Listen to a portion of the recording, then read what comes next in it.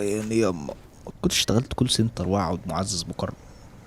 معزز ما كنت اقعد وخلاص في البلد بدل شحطات العقارات والبدل في عز الحر وبلدياتنا فاكريننا بنشخ دهب وبنفطر ايفون بسمسم.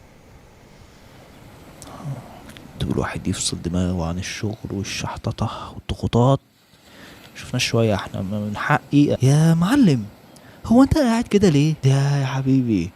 انت مصري اكيد طبعا. امال طب حلو، اهلا وسهلا. خف بقى عشان مش ناقصاك، حل عني. كل الفشلة دي حججهم واعذارهم. اللي بحاول اقوله لك ان الحياة قصيرة قوي، مهم تستثمر في النسوان والفلوس. يا عم الله يكرمك، مش ناقصك، ابعد عني يعني مش ناقص خنقه خالص خالص. احنا النهارده يوم الاثنين الساعه 10 الصبح، وكل الناس اللي حواليك ديت مفيش ولا واحد فيهم شغال وظيفه عاديه. اصطحنا يوم الجمعه، يعني عرفت منين ان هم مش شغالين وظايف عاديه؟ يعني بعدين ايه عاديه دي؟ اي شغل اسمه شغل، ما ملوش عنوان تاني. ما انت اكيد هتقول كده عشان تبرر فشلك لنفسك. شايف البيتش اللي احنا فيه ده كله بمرتب 4 سنين من بتوعك انت وابوك؟ بس طب بيتش ببلاش؟ بيتش اللي انا وانت والناس والعيال الصغيره صحابه في حاله بمرتب 4 سنين من بتاع انا وابوه. ده انا ابويا تاجر موبيليا يا اسطى. شايف البرج اللي هناك ده؟ ده برج العرب لو انت مش عارف. يعني الليله فيه بمرتب سنه من بتوعك. يا ابني الشط ببلاش؟ زي مين قالك ان عايز انام في ناطحه سحاب يا اسطى؟ ليه هصرف كل ده عشان انام؟ انت يا ابني بعقليتك دي هتفضل كده طول عمرك. انا عندي واحد صاحبي كان زيك في يوم من الايام، فقير لاجئ من طنطا. اول ما بدا يشتري تيشيرتات ضيقه وبناطيل تكبر الطين، بدا يفكر بعقليه البيزنس والالفا ميل. ما عندوش وقت يضيعه. تايم از ماني. تصدق فعلا اللي كان يعني بس الحاجز البسيط اللي كان بيني وبين ان انا ابقى مليونير هي الطين دي راحت عن بالي. دي انت ابن بلدي وصعبان عليا. لازم تبطل تفكر زي الناس العادية وتبدأ تغير من اللايف ستايل بتاعك. برضه يقول لي عادي وتبقى دي انت رافع حبيتين امانيو وساكسانة وجاي تطلعهم على ايه؟ ناس عادية دي يا اسطى؟ يعني انت والالفا ميلز بتوعك بتشخ ياسمين وبيتكوين واحنا بنشخ فقر وفرق عملة. انا بنصحك بس انت مش في المستوى الفكري الكافي اللي يخليك تستوعب كلام. شايف العربية اللي هناك دي؟ دي العربيات اللي هي بتتأجر، دي اللوحة مكتوب عليها ميم معناها ايجار يعني. انت كنت مأجرها عشان تعمل عليها الفيلم ده كله صح واشترك معاك؟ مش فاهمك.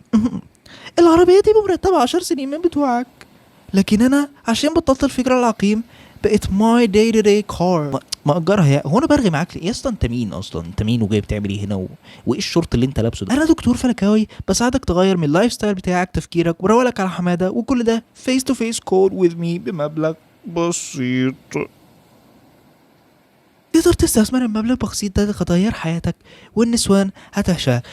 وانا كان نفسي في حد يكون زي كده، يجيلي على البيتش وهو لابس شورت وعنده عضلات جامده جدا زي والنسوان بتموت فيه، يديني نصيحه وكنت هاخدها على طول. استنى ايه الباراجراف اللي حماده ده واحد صاحبك؟ لا يا شقيق، قصدي الزلموكس، الحنتكور، الميكي ماوس. هو انا ليه ممكن اخليك تروق لي على بطوط ميكي ماوس؟ يا عم انا مسميه بطوط. بستخدم كريم شيفنج تحفه، تقدر تعمل له اوردر من اللينك اللي على شورتي وتضيف عليه بنطلون السيجما ميل اللي بيخلي حماده يطول في السرير، انشاته تلعب في حته تانية خالص. لا يا اسطى، شكرا جدا يعني. شكرا جدا، مش محتاج نصايح سكس، اتمنى تمشي وتسيبني رايح من العتال اللي انت طلعته من بقك ده. لكن لو لسه بتواجه مشكله مع حماده او الفلوس مقصره معاك، اكتب لي جروب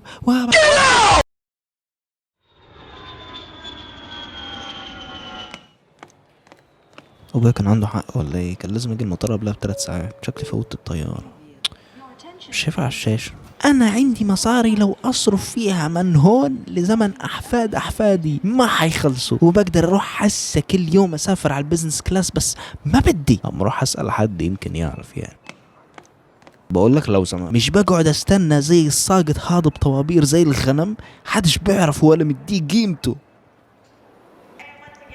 ايه ايه انت تعرفني؟ لك يا ساقط انت بتحكي مع الدلال ابو عويس. فوق 39 شقة اللي عندي بميامي تيجي وتعترض عشان بقول لك ان حياتك زي الصرماية وضيعت على الشهادة. هسا مين بوظفك؟ دي اصطنع حرفيا كنت جاي اسألك على ميعاد طيارة بس يعني، بس فاكس شكلك اصلع وعبيط. لك هذا الاصلع اللي عم تتمخوت عليه عنده شعر دقن زائد 40 شقة بميامي في ظرف دقيقة بس، زادوا وحدي واحنا عم نحكي. بعمل مصاري وانت خليك بحياتك الصرماية يا ساقط. يا عم ان شاء الله يبقوا 50. انت ليه بتستعرض لي ممتلكاتك؟ ايه اللي وصلنا لمحادثه زي دي اصلا؟ شوفوا الساقط هسه فيش حدا بيوصفه بشهادته التعبانه. تخيل انت رايح على مطعم مقرفش مزع يقول لك سوري الريزرفيشن تبعك راح لحدا تاني. شو راح يكون وضعك وانت ما حدا محترمك ولا حدا يعرف، ما حدا مديك قيمتك، انت مجرد فار. ايه علاقتي اني بسألك على ميعاد طيارتي بموعد فوق؟ بعدين ما يكنسلوا الترابيزه يا اسطى ولا يتحرقوا علاقة. انت عارف ساعتها همسك شعري على طول. انت لو رحت وقالك ممنوع دخول الصلع هتعمل ايه؟ ايوه كمان انا بقفل ديل $107,000 وانت عم تحكي معي. يا ربنا مش مهم، انت شخصية ثانوية في حياتي يعني كل 10 ثواني مش ربنا يزيدك. انا مسافر على طيارة 703 ما تعرفش حصل لها ايه؟ يعني موقف حدا عنده 41 شقة بميامي. معرفش شي، انا جاي هون اصور كم فيديو. روح الله يستر عليك ساقط فقير. ازيك عامل ايه؟ لو سمحت انا عاوز مشروب يكون فيه الكافيين مش كتير، يعني عشان انا مش عاشق ومدمن وشمام للقهوة. انا بس عاوز حاجة تفوقني وتكون ايه مسكرة شوية. هو انت مش بتشبه عليا؟ لا بصراحة ما شفتكش قبل كده. يعني ممكن تكون شفتني لابس بدلة بقدم محاضرات ناجح حاجات كده. لا ما اظنش انا محتاج في حته. يعني عمرك ما شفت ولد عنده 18 سنه بحاول جنيه المليون جنيه في اقل من 6 ساعات؟ صاحبي بعد اذنك الاوردر مستعجل. ما دام مستعجل يبقى انت واعي ان الوقت يساوي فلوس. انا ممكن اديك على فكره نصيحه تخليك ملياردير في اسبوعين.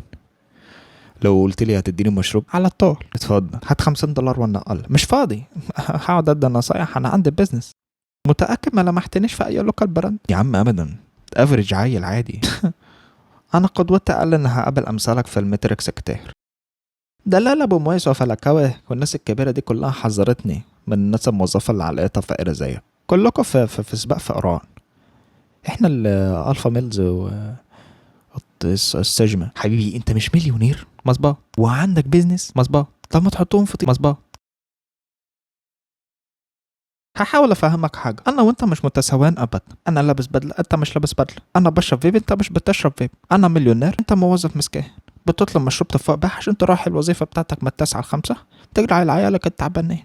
طب حلو، حط الفيب كمان في ما تفهمونيش غلط، قد تكون الناس دي كلها لديها قيمة فعليا، ممكن القيمة دي بتتمثل في ماديات او في بيزنس ناجح، لكن ابدا مش قيمة كشخص لدرجة انك تاخده قدوة. واكبر دليل على ذلك طريقة الكلام اللي فيها نوع من التعميم الغبي والذل. بتتساءل ليه ممكن اصلا حد يستمع للمعاتيه دول؟ حد منهم بيطلع بالفورمة في نص شط يقول لك الشط ده عشان تقف فيه بس بمرتب 2 سنين من بتوعك، والفندق اللي على يميني عشان تدخل تشخ فيه بمرتب 1 سنة من بتوعك، لكن بالنسبة لي ده يوم 4 عادي. العيال هتتهبل هتقول انا رحمة، يعني انا لو كتبت كلمة جرب في الكومنتات هبقى اول ملياردير في التالتة اعدادي؟ لا يا اسطى، دي شخصية رسمها لك مبنية على انه لما يلبس قمصان فاتح اخر زرارين فيهم ولابس اولد ماني وراكب عربية سبورت او بيزدري اي نعمة زي انه يكون واقف لك على ناطحة سحاب او عربية رفور او بياكل ستيك وهو بيدخن سيجار وبيضحك في وشك وبيتفتف الاكل في الكاميرا. العيال تقول ده قدوة، ده فلوس مقوية قلبه، ده مش فارق معاه حد. وده شيء شوية مغفل. يعني انت لو معاك كل ده والبيزنس ده والفلوس دي، ليه محتاج في كل فيديو تسمع لستة ممتلكاتك كلها ظنا منك ان ده هيقوي شهادتك بانك فعلا رجل ناجح؟ انا اكتر شيء بيضايقني في الناس دي طريقة الكلام اللي دايما بتبقى استنقاص من الوظيفة وعرق الجبين ومحسسينك انها شتيمة. فبتطلع عيال تاخدهم قدوة، يسيب المدرسة ويبدأ يتداول ولا يبدأ يراهن عشان عاوز يمسك سيجار زي كينج وابو عيالي. في ناس بتطلع اصلا محتواها كله عبارة عن استعراض لممتلكاته وامواله فقط طالع بينقم على الناس اللي مش معاها فلوس. واللي بينصح لازم برضه يستنقص منك ويقول لك جمل زي انت عمرك ما هتلبس الكروكس اللي انا لابسه ده لو قعدت تحوش انت وابوك 5 سنين. على فكره ممكن يبقوا اصلا في الشارع مع اصدقائهم وحبايبهم ناس لطاف طبيعيين جدا بياكلوا رز ولحمه وشوربه، ينزلوا مع اصحابهم يقعدوا على القهوه يضحكوا، لكن هم مفكرين ان الشخصيه دي هي اللي هتخليه يبيع منتجاته او خدمته او يحقق انتشار بشكل اكبر من خلالها. لكن عشان يتكلموا بالثقه دي ويقول لك ان فرضا تعليمك بلا قيمه، غربتك بلا قيمه، وظيفتك بلا قيمه، لازم وحتما على الاقل يكون عاش ظروفك وظروف ده وظروف ده وظروف الملايين من الاشخاص من الالف إلى الياء. زتونة الموضوع، مفيش قاعدة عامة للرزق لأنه بيد الله. كل اللي عليك إنك هتتوكل، تتحرى الحلال والحرام، ومش هتمشي من الدنيا ديت إلا وكل قرش ونصيب مكتوب لك في هذه الدنيا جاي لك لحد عندك في وقته الصحيح. كل شخص له حياته، له ظروفه، له إمكانياته، له طريقه الخاص في النجاح، لأن الناس دي بتروج نجاحها الشخصي على إنه النجاح الوحيد العام والصحيح، ودي حاجة مغفلة جدا. ده كل اللي عندي. أنت حر ما لم تضر وما لم تتعدى حدود الله. تحياتي.